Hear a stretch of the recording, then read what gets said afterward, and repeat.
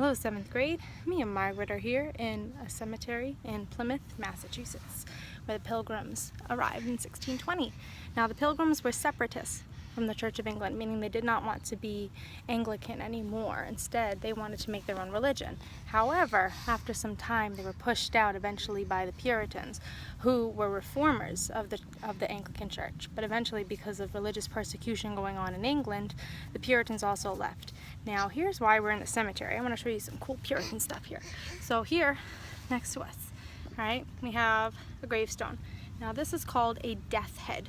Right, I think you can imagine why it's called a death head. Here we have a skull, and we have wings jutting out on either side. And this top part of the gravestone is actually called the tympanum. It has two shoulders here, all right?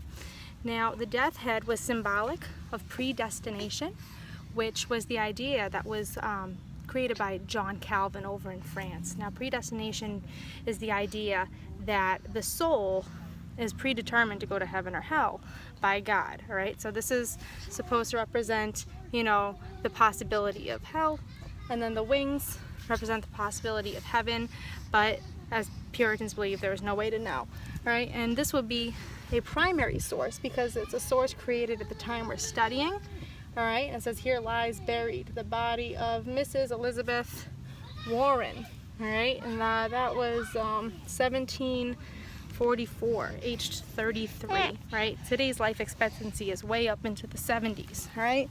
And then if you even look next to her, there's another one. Here lies buried the body of Mercy Warren, right? 1745, right? And she was also only 42, right? And the same thing, right? We have the death head, right?